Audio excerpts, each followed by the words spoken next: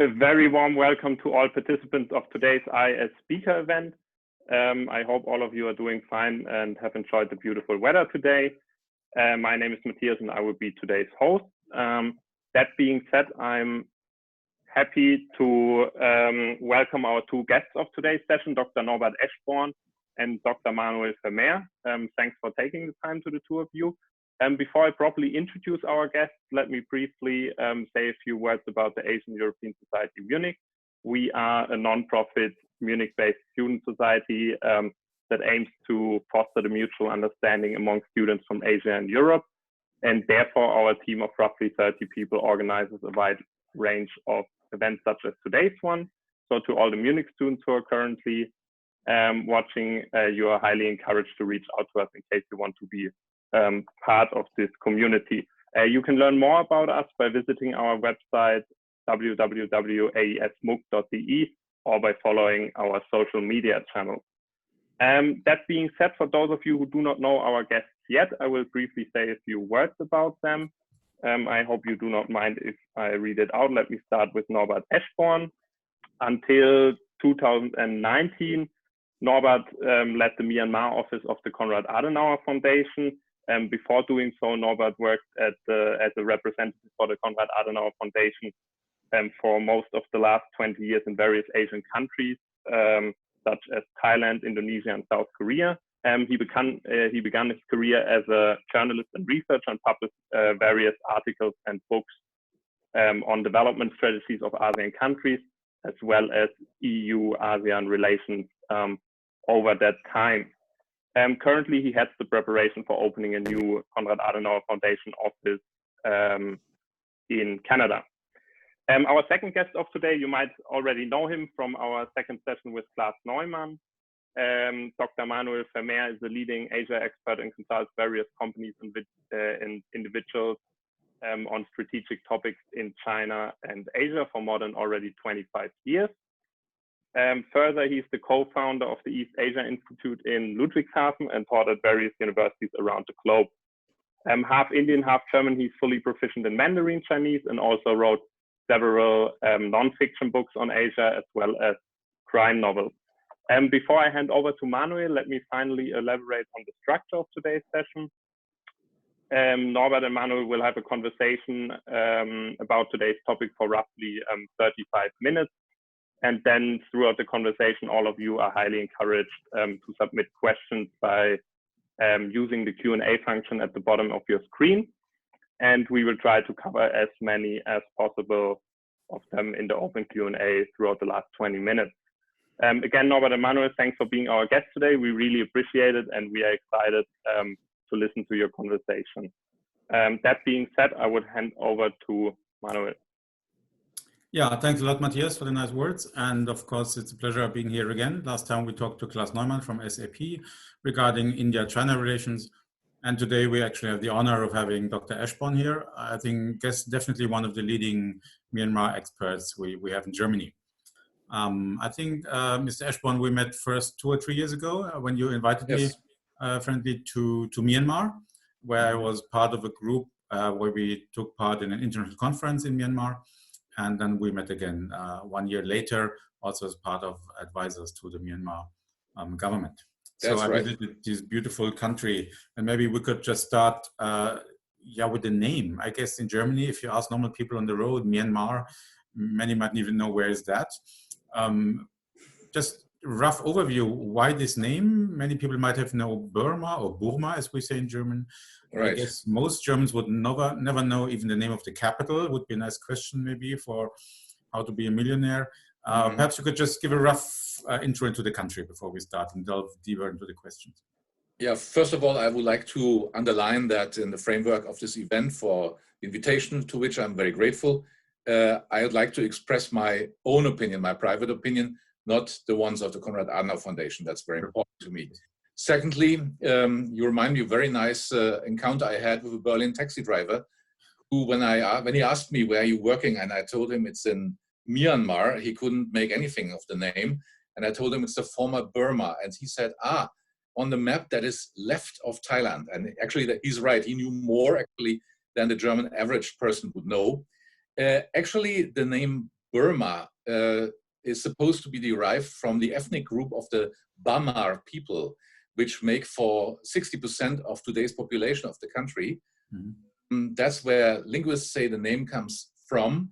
The military leaders in the late 1980s renamed the country into Myanmar, which has a connection to the country's religious orientation with the Buddhists, and is meant to have to make a break politically and historically with the so-called British colonial time, when it was Burma. And at that time, Burma was under heavy criticism for the heavy military rule, which was suppressing human rights and democratic rights. And the military at that time drew a line by renaming the country, and also starting the planning for establishing a new capital and shifting it from then Yangon, or Rangoon as it was called in the British time, to which was in the south of the country near the coast, to the center of the country, and nowadays it's called Naypyidaw.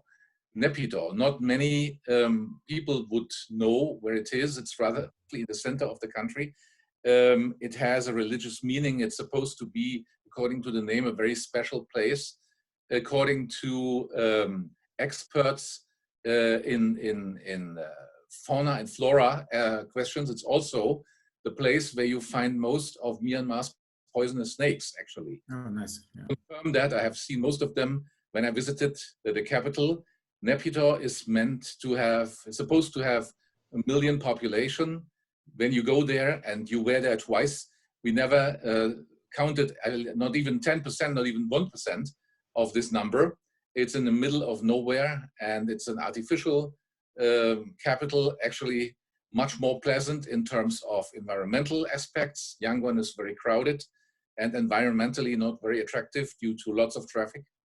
Yeah, but there is a break with this shift from both the capital to from the south, from the business and political center Yangon, Rangoon, the former center, to the center of the country geographically, because also one wanted to separate the government institutions from the place where most student demonstration took place. When all the government institutions were in Yangon, also the biggest universities were there, students didn't have a long way to protest.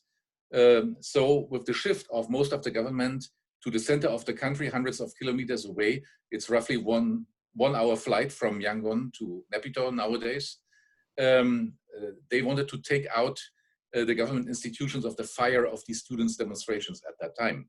Ah, yeah. Okay, so Naypyidaw would be a good answer maybe for the next who wants to be a millionaire. So the two of us could make a bit of money. Yes. Still, I think most people would not know how to write it even. Yeah. And what is the current government? I mean, we all talked about the military government, which they used to have.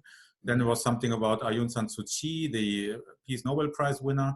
So at the moment, is it still a military government, or who is actually in charge? There is a mixture. The constitution, which is still the constitution of 2008, which has no democratic legitimization, provides for, it was a constitution written by the military. Some people say in preparation of a gradual turnover of governmental power from military to civilian forces, provides for a 25% share of seats in parliament on all levels, national, provincial, and local, to the military. That means that they have a guaranteed number of seats in the parliament, although they are not elected. Myanmar has a bicameral system, a House of Representatives and a House of Regents, so to say.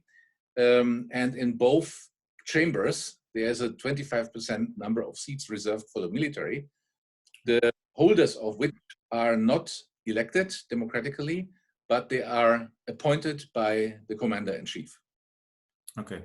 So which role does the Aung San Suu Kyi play? The famous lady. There's even a film, I think it was directed by Luc Besson, called The Lady. And as far as I know, she's even just called The Lady in the country. Yeah. So That's a name which has been attached to her, of course, by the Western media. Mm-hmm. Actually, she has returned after her release from house arrest in 2010. She was elected to parliament in 2012 in a by-election and has been a member of parliament ever since.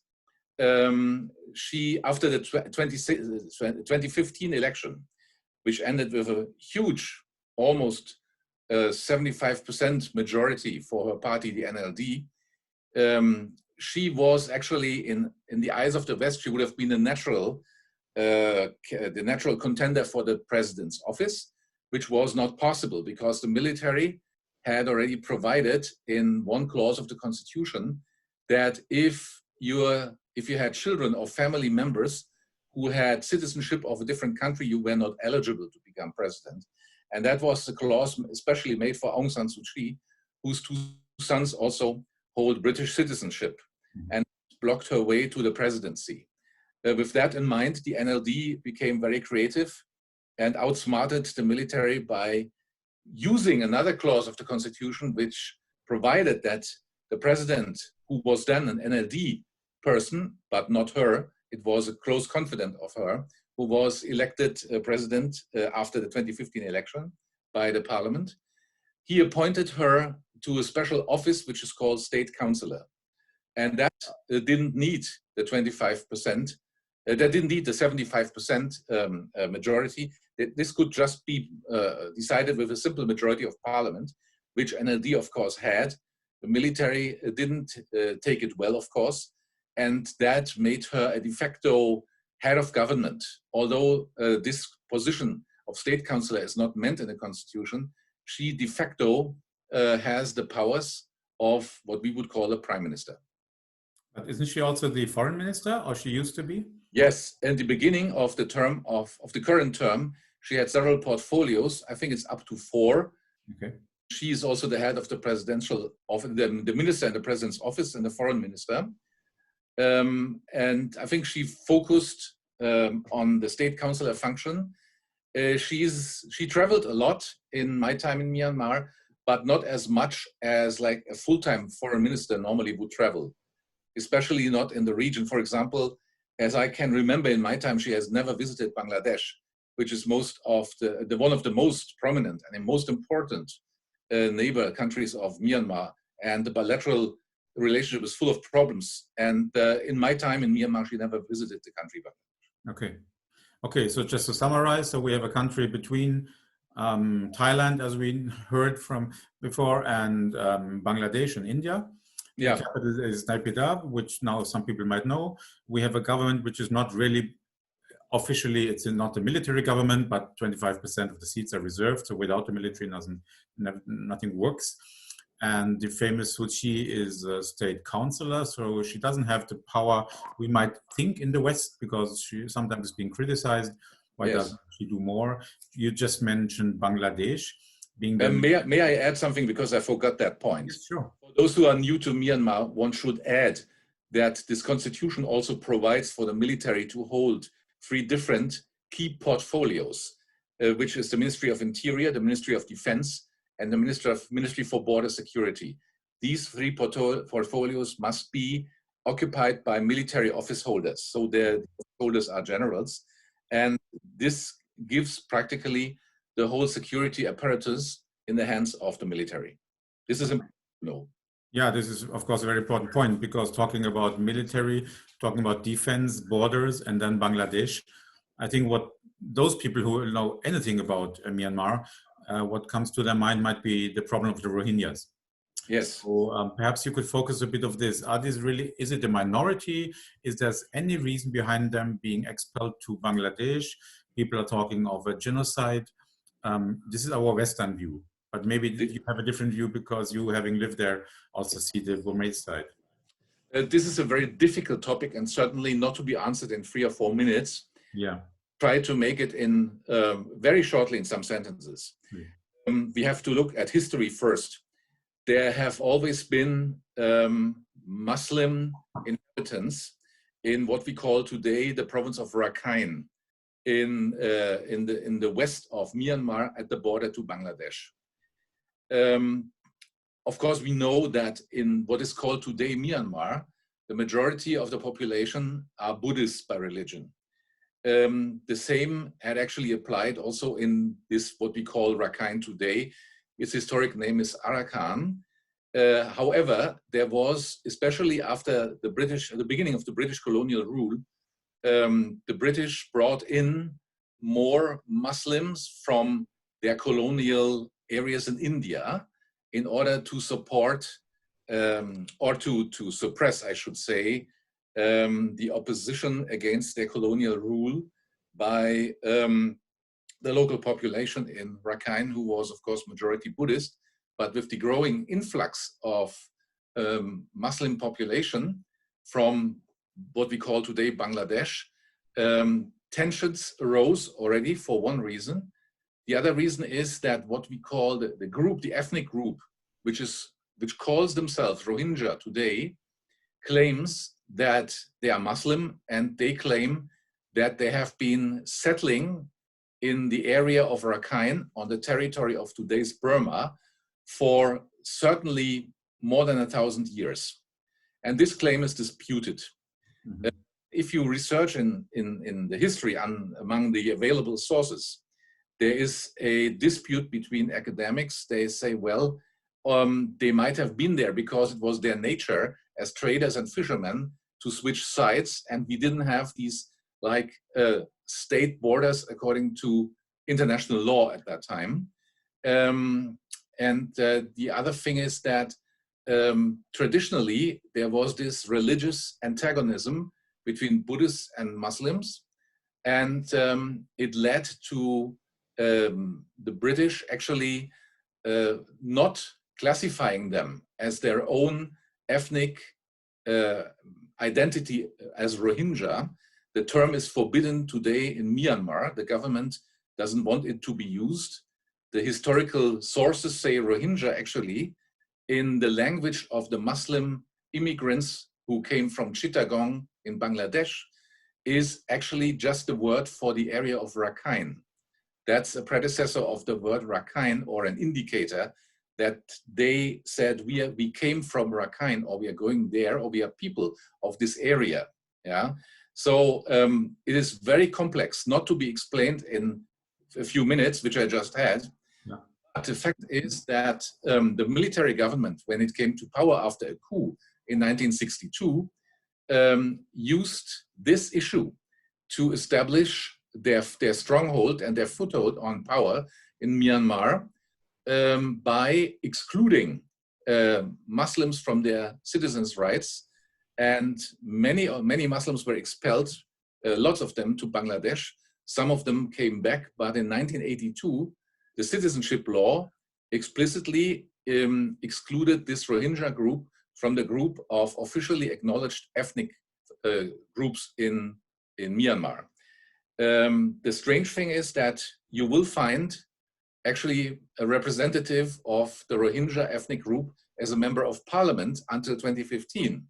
So here and there, one of them slipped through the net of the military system, the military power control system.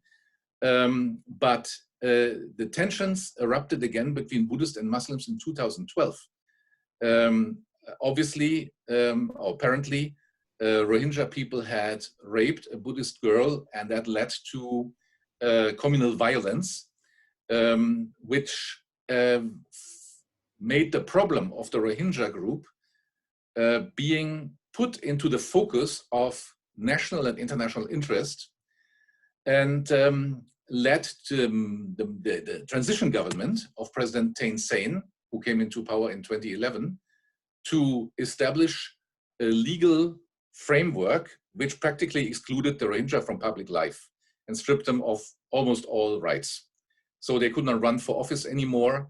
They were not official citizens anymore. And that led basically to more communal violence. And some of you might have heard the Kofi Annan Commission, which was a commission under the chairmanship of the late UN Secretary General, who was called upon to help to resolve the problems. And this commission submitted a final report in 2017, which called for a review of the citizenship law, more investment in Rakhine in order to improve the living conditions, removing all the objectives for the Rohingya to enjoy basic human rights. Also called for a gradual approach to establish a reliable security system in the Rakhine state in order to prevent violence. Shortly after that, after the report was submitted, communal violence broke out again. The Rohingya armed units were supposed, or the Rohingya armed units were accused of carrying out armed attacks on police stations in Rakhine, and that led to the military-led expulsion of almost the whole Rohingya population out of Rakhine province into Bangladesh, with 10,000s of victims, burned villages, the destruction of the whole existence basis of the Rohingya population.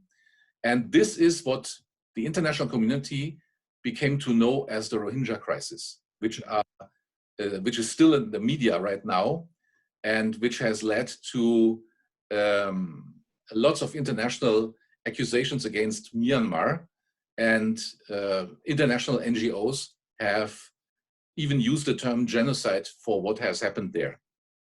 Okay, so we really see how complicated the situation is. So thanks. It's very complicated, yes. Highlighting a bit the backgrounds, because what we only see, of course, are the results. Huge camps in Bangladesh with, I think, about 700,000 people there under conditions I think we can't even imagine. And it's also not, another point is that it could be dangerous, because organizations like Al-Qaeda or ISIS, having been brought back a bit in Northern Africa, now they try to recruit, of course, young Muslim people. And also in these camps, we see that ISIS, for example, is trying to recruit young people. They are Muslims. They have no hope, no chances, no money. They don't see any other possibility of doing something. So I think this could be also quite dangerous from an international point of view. So coming from inner politics to foreign politics, we talked now about the Rohingyas, about Bangladesh, but from the Myanmar point of view, I mean, if you just look on the map, of course, you see those huge giants, India and China. So it's somehow tucked in between. And last time when we talked with Klaas about India and China, we also talked about the Chinese Silk Road. So the Chinese, of course, are interested in gaining an influence north of India and west of India and Pakistan, but of course, east of India in Myanmar. So what we said at those times were also, for example, oil is being transported from what we call the Near East to the Strait of Malacca, Singapore, and then going up to China. And building pipelines through Myanmar would be a possibility for the Chinese to make sure they get the oil, whatever might happen in Singapore and Strait of Malacca. So would you agree that Myanmar is something like an object of interest for India and China both? And from the Myanmar point of view, they tend more to China or to India, or do they try to somehow be a Switzerland in between? Actually, the title of this event is Myanmar, the Dawn of a New Era. And actually, if this were 2012, this would be a good title. Mm-hmm. The Dawn of the New Era was supposed to be when the transition government under President Thein Sein came into office, and it's symbolized by the touchdown of Air Force One with President Barack Obama at Yangon International Airport, a video which you can watch on YouTube. Yeah. At that time, I think the Myanmar, and especially what we call the ordinary people, were expecting a wide opening towards the West. Not only the ordinary people who just wanted to have a better life, more income, and better prospects for the future. I think it's safe to say that also the military wanted to have an opening to the West because they were heavily dependent on Russian and Chinese defense articles and defense hardware. in the meantime, lots of progress were made in terms of reforming Myanmar, the legal system, especially to create the economic preconditions for more investment, which also came step by step. And at that time, the question you asked was not so much in the focus, because it looked like as if there was a healthy competition between at least three powers, China, India, and the US. But with the growing Rohingya crisis, the US practically took themselves out of this competition, as did many other Western countries. At least they were very, very hesitant to invest in Myanmar. Mind you, there were lots of sanctions in the time of the military isolation. They were just lifted, and in my time in Myanmar, there was a certain skepticism whether this would last or new sanctions would be established against Myanmar due to the growing Rohingya crisis. But other countries, other big powers such as China and India, easily jumped into the gap. For China, it's a natural need because Myanmar provides access to the Indian Ocean for China. And there is actually an oil pipeline built already between Yunnan, which is in the southwest of China, straight across Myanmar, leading to the Indian Ocean. And that is a visible sign of Chinese intent what to do with Myanmar. Now, and China also has been a domestic political factor forever in Myanmar. We haven't talked about the ongoing civil war and the ongoing peace process, in which China has always been supporting the KIA, Kachin Independent Army, in the northeast bordering China, between Kachin State and China. And for a long time, it has been said that China has been using these rebels to stir the political fire a little bit in Myanmar, if needed, and by supporting them with arms deliveries. And if they wanted to have a peaceful domestic political environment, they would withdraw the support for the KIA. Be that as it may, India for a long time has seen that with growing concern, because you were there when we talked about the importance of the Indian Ocean in terms of developing the region or on the aspects of security policy. And as we know, not only the big powers, but several countries from other regions of the world are crisscrossing the Indian Ocean with their submarines to secure their interests. And so India also became aware that if they didn't want to lose the influence they had in Myanmar, they would have to find ways and means to find similar allies in Myanmar, whom to support, just to copy the Chinese procedure, to have one of these rebel groups as a tool to influence the domestic political situation in Myanmar. And that is very remarkable because naturally Aung San Suu Kyi, who has spent time of her life and her education in India, has, I think, a personal closeness to India. She likes the country very much. And the bilateral relations have always been regarded as problem-free.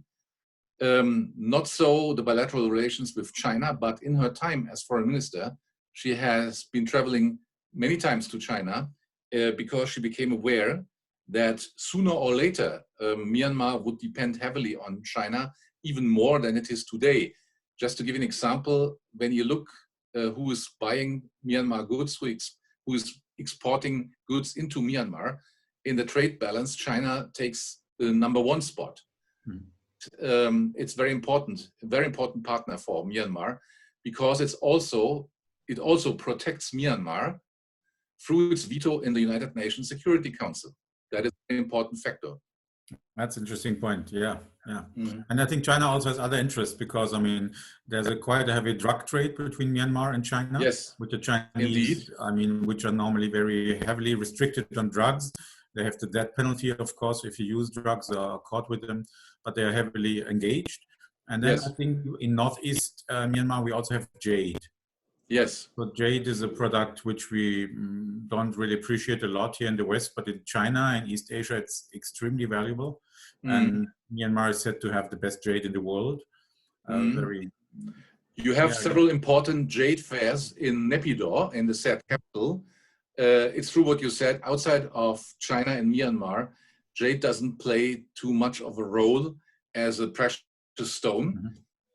But it's an important factor because the jade mines, where the jade is coming from, workers there work under terrible conditions.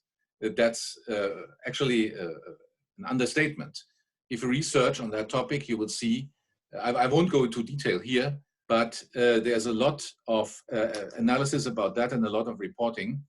And you mentioned drugs. Myanmar is the second biggest drug producer, no, not drug producer, opium producer, I should be precise.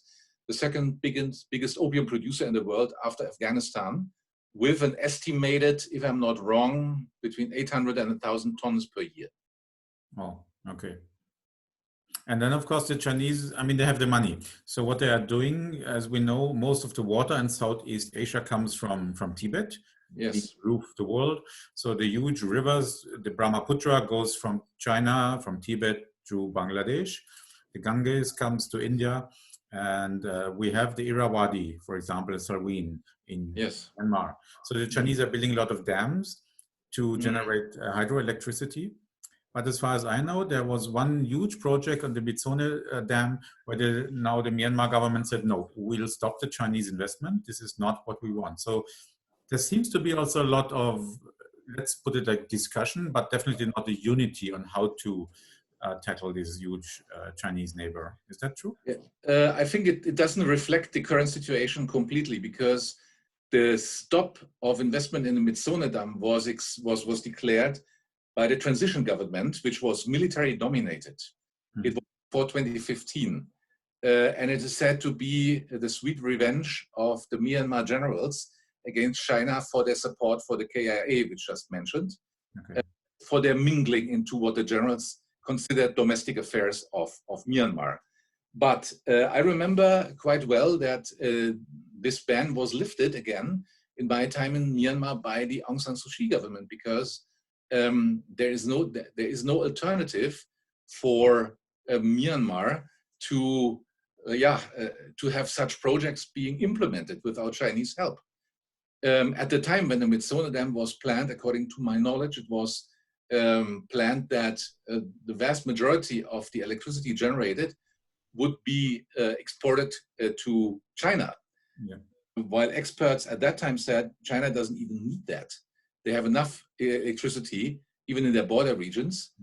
And on the other side, withholding the water upriver would actually cause huge problems down the river, where we have a lot of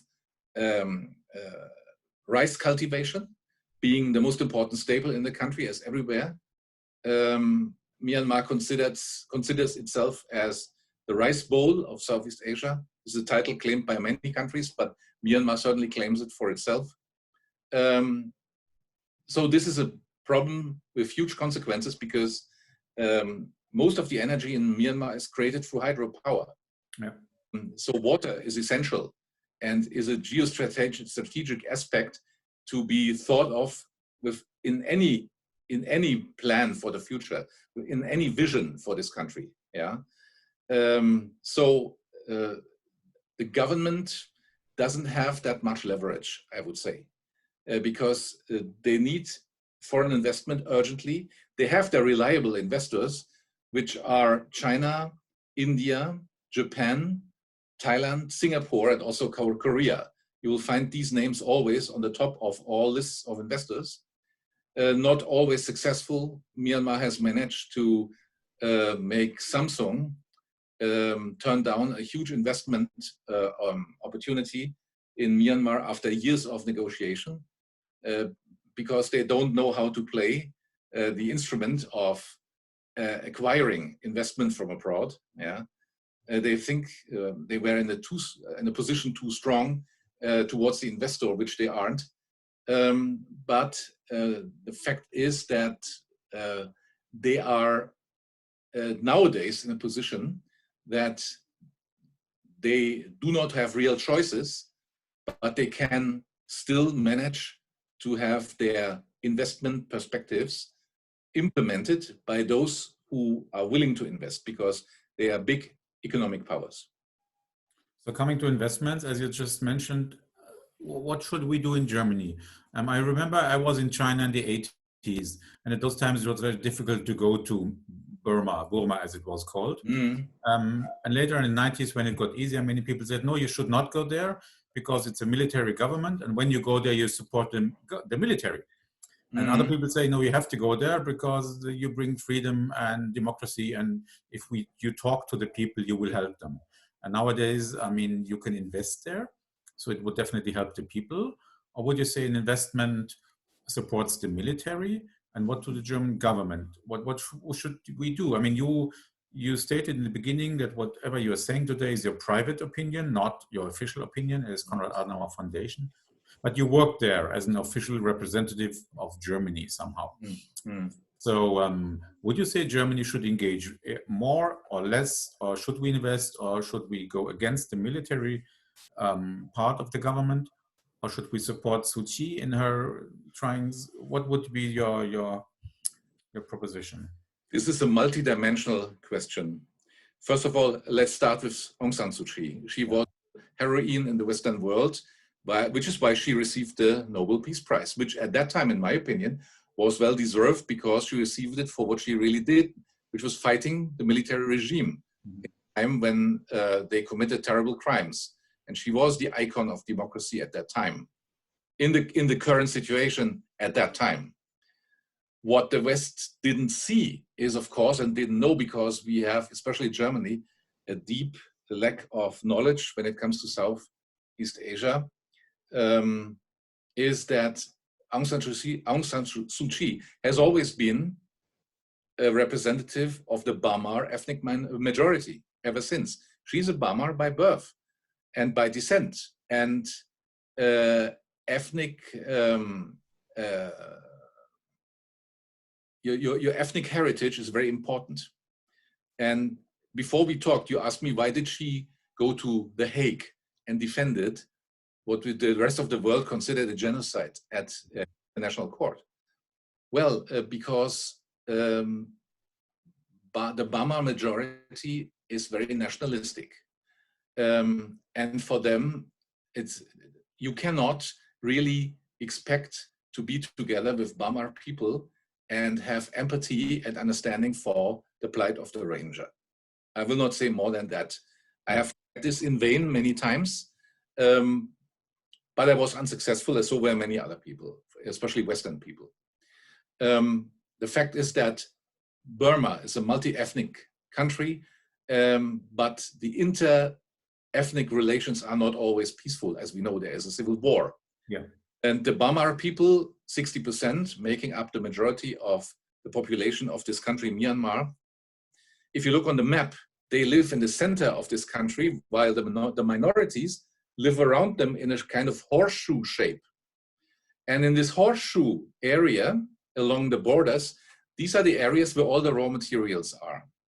So there's a double, so to say, a double source of conflict. Because Myanmar and the military regime, and this regime now, this government depends on these raw materials being made into income, national income. But also they are not inclined to guarantee something like federalist rights to all these minorities in the surrounding states. Therefore, Burma are actually not unhappy with the role of the military, because they said those are the forces which actually keep our country together, while all the minorities living across the border have no interest in keeping this country, Myanmar. It would disintegrate if we hadn't the military as a force to keep it together.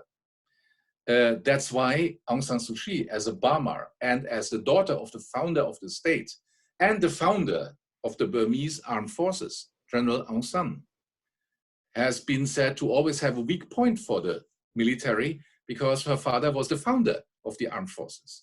And although she is not blind to their crimes, she is said to have said as a girl, I always wanted to become a general because from where I lived, I got the impression that a general does good things for our people. Yeah. Yeah, this is difficult from our point of view, but Right. it could lead then to the conclusion that we should go there, we should invest and try to help the country. Those are the other dimensions. Now, when it comes to the German perspective, obviously there is no common policy. Because as you have, when you read the news, the Minister for Economic Cooperation and Development in February suspended state-to-state development cooperation between Myanmar and Germany after having visited a Rohingya camp in Bangladesh and seeing the plight of the Rohingya for himself. You could say, okay, this was quite late because we have this Rohingya problem for 3 years already. Why did he suspend it now, not 3 years ago? Yeah. Because in 2016, to his credit, I was there when the same minister came to Myanmar offering a considerable amount of money for a governance program to Aung San Suu Kyi, which she declined. Yeah, so both sides didn't have the best impression of each other, I guess, which is unfortunate because Germany has done lots of good things after the Second World War in its development cooperation projects with Myanmar.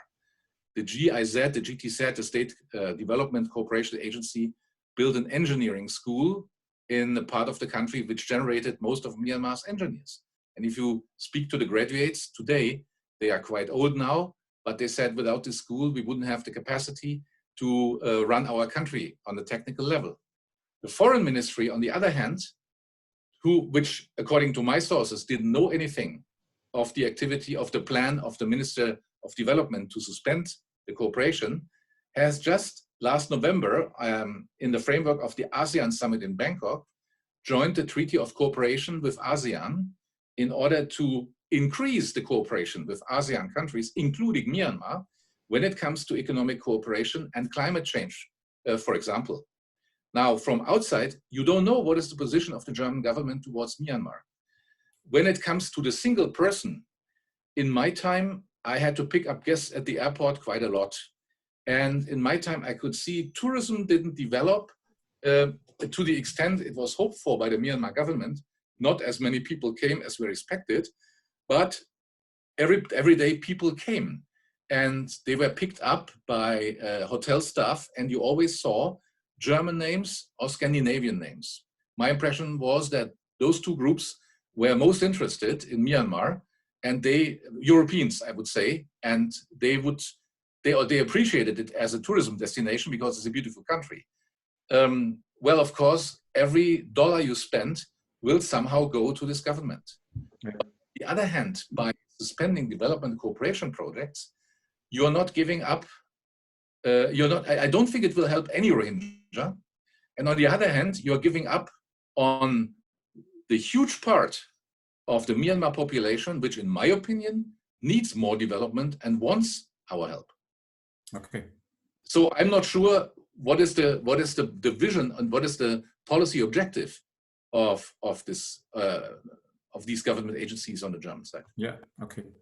So I think from every sentence you say, we know that we don't know a lot about Myanmar. We as listeners, I mean, you of course, yes, but the listeners and myself, I think we have to learn a lot. I've been there twice with your valuable guidance. But this huge and I would say really beautiful country and the most, really nice people, friendly people, gentle people. Yes. Maybe they need more of us to come there to see them, to help them to develop the country. Yes. So before we finalize and say what could we do or what could we read or how do we get more information, maybe we could pick up some of the questions which the participants have. Mm-hmm. I don't know, Matthias, maybe you would like to join again and moderate a bit and see which questions do we have. Thanks, Manuel, and thanks to both of you for this very insightful conversation. As said in the beginning, feel free to submit your questions by using the Q&A function. We already have quite some questions. Let me start with you, Norbert. You talked about a lot about politics, some economic aspects, and Manuel just made the perfect transition by talking a little bit about the country and culture.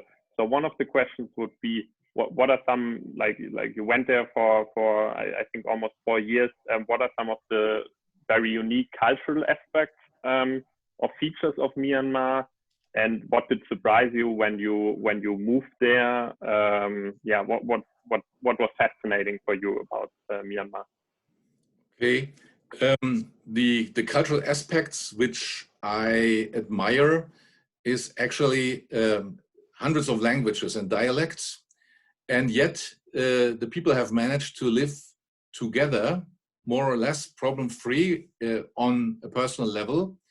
They are very peaceful, they are very open, they are not, despite decades of isolation, and many lives have been ruined because people couldn't study what they want, people couldn't go abroad, people couldn't get any education.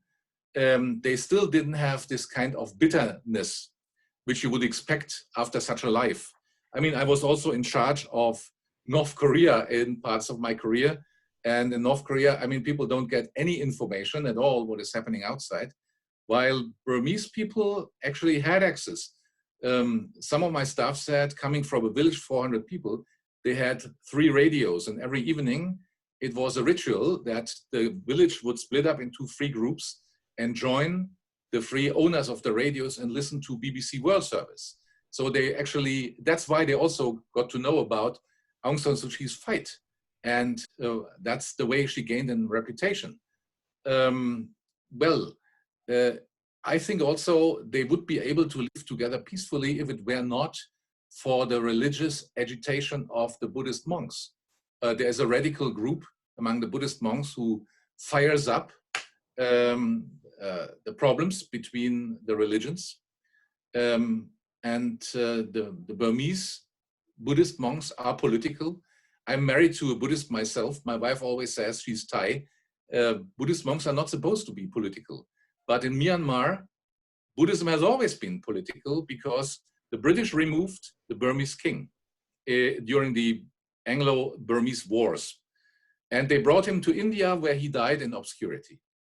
And for the Burmese, it meant it's the head of state. For the Buddhism meant it's the protector of the religion, all removed by the West. Yeah, that's why there is a skepticism. It's not openly, but they would not really embrace our culture without hesitating. But they are open enough to receive us with their warmth and their friendliness. And actually, especially as a German, I'm very happy, very unhappy that by the decisions made by politics, all these bridges which were there between Germany and Myanmar are more or less destroyed, and we can build on them. And I think you have to clearly determine what you want with your policies. If you want to implement human rights, then of course it's the right way to go out. But on the other hand, how can you learn what human rights are if you don't have Western influence in your country? Yeah. Thanks, Norbert. Before I drop a question to you, Manuel, maybe just a brief follow-up question on this, because there's another question from a participant which fits pretty well on it. Norbert, how powerful is the civil society in Myanmar to being heard with their needs and of political participation, but also in the improvement of living standards besides the military and the government? Okay, I think they are very powerful. They are also very engaged. They are very knowledgeable. Western development organizations have done a lot, among others, CAS, to educate civil society people in all areas you can imagine. The problem with the civil society in Myanmar is the problem with civil society everywhere in the developing world. Most of these most capable people prefer to spend their life in civil society, but how can you implement change if you don't go there where political decisions are being made? Now, in these countries, political decisions are always being made sometimes with your hands being dirty. And this is when civil society people, they are reluctant to get engaged into politics. And I know civil society people who were disillusioned from politics and said, no, I'm not going back there. I rather lead my little NGO in the village, and I try to improve the life of like 50 people here in my village. yeah, but okay, that's very commendable, but it doesn't help if everybody in the civil society reacts like that. Yeah. On the other hand, a lot of civil society representatives are putting themselves from the beginning in an antagonistic position with the government and the military. And politics is the art of finding a compromise. And I think there is a lack of ability in Myanmar in the civil society. Thanks, Norbert. Manuel, I think I have a great question for you. You dealt a lot with Belt and Road Initiative, and I think the question kind of tackles a broader issue in global politics. So one of our participants asked, or first he states, Western countries more and more drop investments in developing countries as they do not live up to our standards. I do think that better negotiations with compromises on, for instance, human rights included, is the better solution than leaving investments for countries as China. What is your perspective on it? Yeah, well, definitely. I mean, I think our often behavior of saying we drop investments of developing countries because they don't live up to our standards, as the participant puts it, is wrong. Of course, we have to invest even more so that we can help them develop our standards, if we say our standards are the right ones. We can see it in Myanmar. Yes, I think it's a good example, as Norbert already put it out. The Chinese are taking more and more influence. They're coming more and more. And India, of course, tries to gain influence. But at the moment, the European Union, the Germans, obviously are not to be seen. We are even pulling out. So I think we should be there more. We should invest more. We should help the civil society, as we just heard, but the country, the people. And this is not only true for Myanmar, but for many countries along the so-called Silk Road, Belt and Road Initiative. So the former states of the Soviet Union, the so-called GUS states are important. I could name the example of Djibouti, right at the Horn of Africa, where the Chinese have their own, and they're only at the moment, military outpost out of China. This is in Djibouti. And Djibouti has been heavily criticized because they let the Chinese in. But they say, who else is investing? Nobody's coming. The Germans don't go to Djibouti to invest. So what shall we do? So I say, definitely, we should go to these developing countries. Otherwise, we lose them to China because they don't have any issues investing in so-called developing countries and saying, we are your brother state, which is all part of the so-called Silk Road, Belt and Road Initiative. Definitely. Thanks, Manuel. Just to follow up on this with you, Norbert, Manuel just talked about helping the civil society to drive change. And also, I think basically, so one of our participants is very interested what Germany, and in particular political foundations such as the Konrad Adenauer Foundation, how can they contribute to a continuous development of Myanmar, or generally, let's say, less developed countries? And can change be initiated from the outside, or does the initial impulse always need to come from the inside the country? I personally believe that the initial impulse has always to come from the inside. And it always, in my opinion, comes from the inside because those are the stakeholders. People in their own country must be the stakeholders of change, like it was in East Germany, which is not a developing country, but it shows that even members of the leading group, who leads the country, leading political group, can actually initiate change if they come to the conclusion that they themselves will not be able to continue their leadership because they don't know any solutions anymore for the upcoming problems. Organizations like the political foundations can do one thing, which is knowledge transfer. Myanmar had closed down universities in the military time for more than 20 years. There was no access to higher education. The military took the English language out of the curriculum as early as 1974.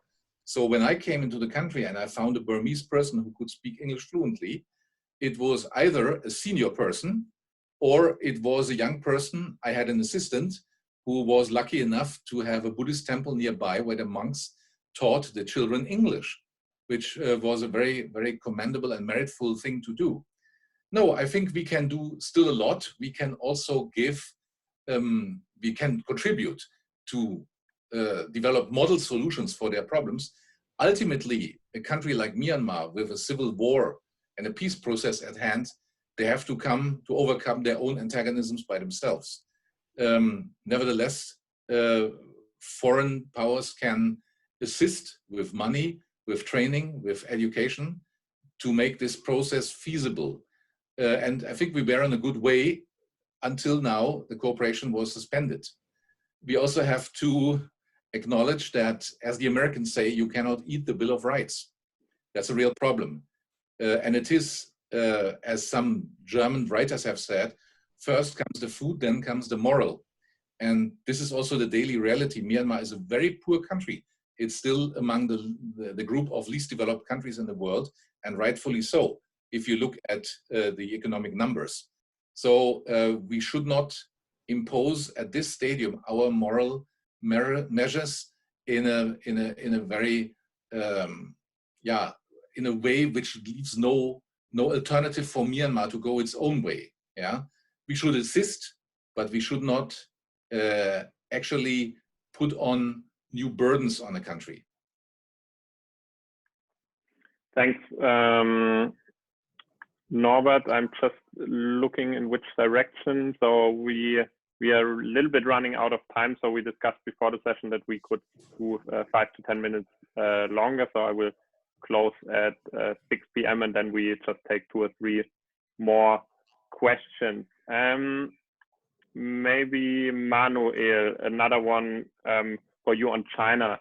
One of our participants wants to know, how dependent is Myanmar actually from China? I mean, we kind of started to talk about it, but maybe you can just briefly summarize the points we already discussed and add 1 or 2 if you have some. And is there a clear dominance, or does India provide a counterbalance for Myanmar's foreign policy? Yeah, I think Norbert already said quite a lot about this topic. There is not a clear dominance of China. India is there, yes, but China is more dominant. And we said that Myanmar, or Norbert said that Myanmar is dependent on China, for example, because they can have a veto in the UN and United Nations, which is, I mean, extremely valuable. China is heavily invested in the drug trade, as we said, heavily invested in the jade trade. So Myanmar needs China, definitely. But India is there. India also wants to invest, and under Modi, more is done than ever before to gain Indian influence, because of course there's also border sharing, which they have in the north between India and Myanmar. And some of the local tribes in northeast India, which are right to the border, they don't see themselves really as Indian or Myanmar. They have their own tribal rights and they say, we are here. And they cross the border, go to and fro, nobody really cares. So this region is not, parts of this region not really under Indian control, nor is it Burmese control, but it's somehow somewhere in the jungle. So it's not, it's a bit difficult. So to answer the question, Chinese influence, I think, is dominant. It's more than the Indian, but Indian influence is there. And this again comes back to what we said before. If we don't want to see too much Chinese influence in Myanmar, also we as European Union should do more to be there, definitely.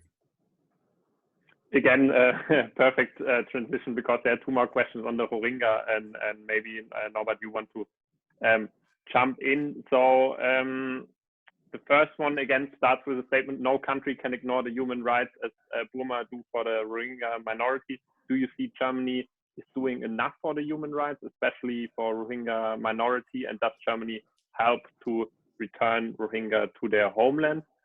It's the first question. Maybe to add the shorter second question: which influence could ASEAN have regarding Myanmar refugee situation? Yeah, again, it's not leading all forces one way. ASEAN, by nature, has a policy of non-interference in internal affairs of member countries. However, in the Rohingya case, Malaysia, where many Rohingyas were fleeing to by boat in the recent years, has gotten quite angry about how they have been treated in Myanmar, and has actually, at one point in the recent years, brought the case in before the organization of the Islamic Conference. Of course, this had no big effect on Myanmar, but it brought the problem into international focus. because the OIC is quite a big organization. And at least it gave a show of Muslim solidarity with the Rohingya. And certainly made some countries reconsider their bilateral or economic regulations. But then again, ASEAN mentioned this, if I remember correctly, during one of the recent ASEAN summits in the last 18 or 24 months. I'm not aware anymore. I think it was in the Philippines. But Aung San Suu Kyi was in a position to justify herself, and ASEAN was satisfied. What can Germany do? Yeah, well, you can't do anything if you withdraw. You are practically without influence and without face and voice. Germany has a tendency to push these issues under the umbrella of the European Union. Well, I had my office one floor below the delegation of the European Union in Yangon. They did a lot to support civil society, especially human rights defenders. But in my opinion, they have not succeeded in developing into a respected and acknowledged negotiation partner in the peace process, and also to convince the Myanmar government that turning the country into a different direction would be more beneficial after all.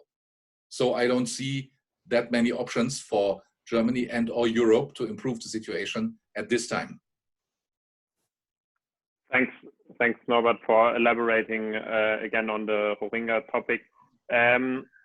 We have basically two last questions. One of it is a little bit on investment. Feel free to choose the two of you who replies to it.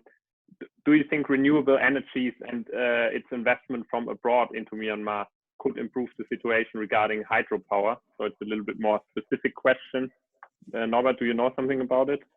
Not too much. I mean, it was and it is a big topic, of course, due to the natural disposition of Myanmar.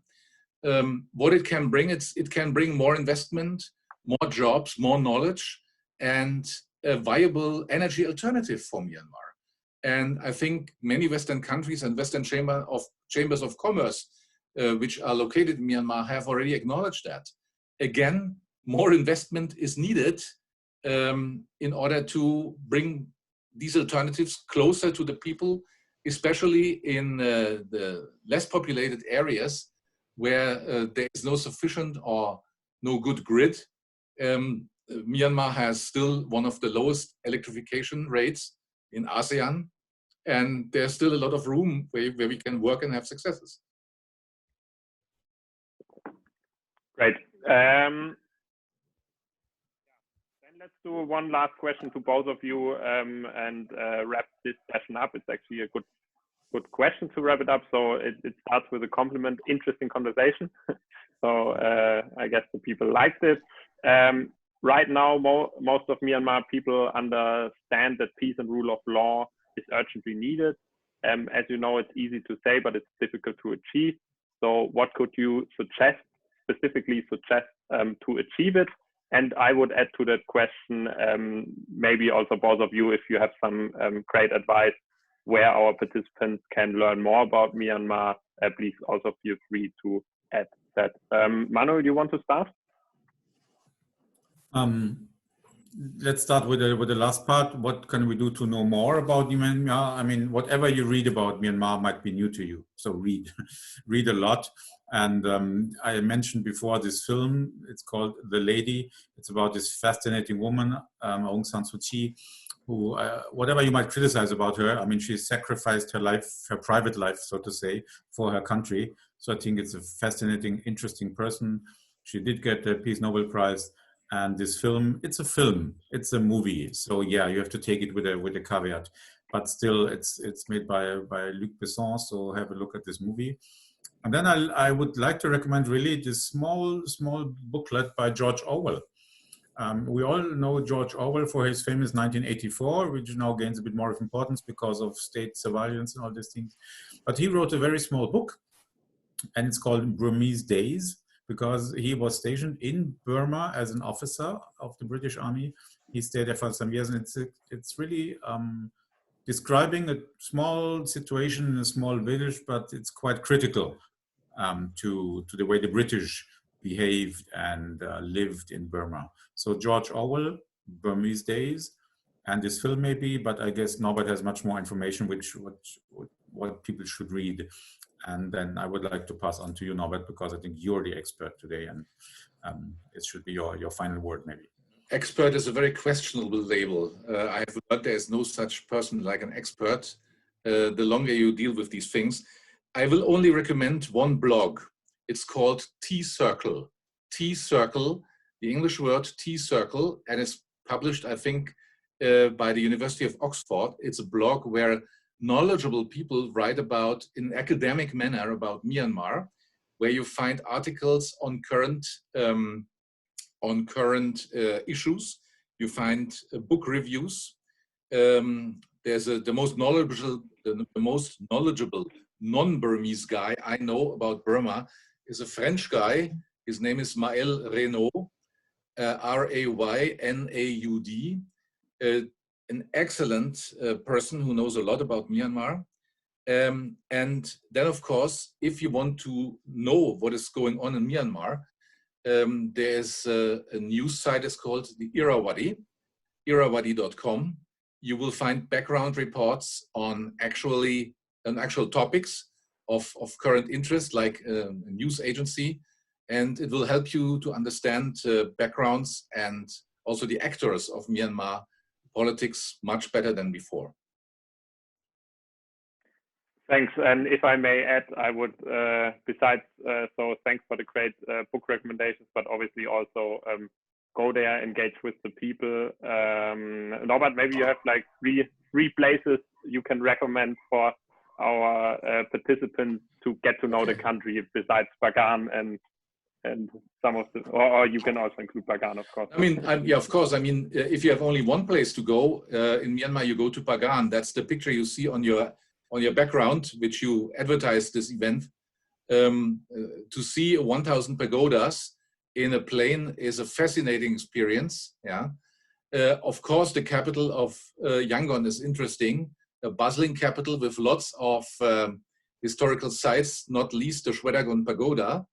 And I recommend the beautiful coastline, where you have interesting beaches where not many people, especially not in those days, are traveling to. And you will not have this kind of mass tourism yet you have at other places in Southeast Asia. Thanks. So I guess we could talk on for quite a while, but let's call it a day, as we are already 10 minutes over our scheduled time. So first and foremost, a big thank you to both of you for sharing your knowledge and your insights. You can learn more about Manuel's work by visiting his website, vermeer-consult.com. You will find also his book for a rainy day in quarantine. Norbert, if you want to, you can also say as a closing word where you can find more information on your work, or maybe just follow him also on LinkedIn. Also, big thanks to all the participants for joining our 6th AES speaker event. In the next weeks, there will be a lot of exciting events on digital China with Jeffrey Towson, on Jugaad and frugal innovation. In India, what else? A seminar with the Bertelsmann Foundation on system rivalry between European Union and China. Yeah, and you can find them all in the next days to come on our website. They are not online yet, but just subscribe to our newsletter and you will be informed, or alternatively follow us on social media.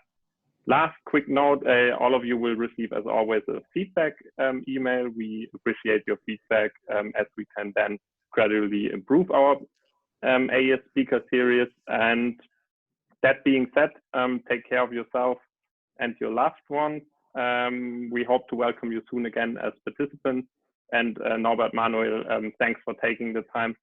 Norbert, do you have any website or of the Konrad Adenauer Foundation, some interesting report maybe you want to? On www.kas.de, you always find plenty of interesting topics, not only Asia, but also those of you who want to apply for a scholarship. This is the right place to go.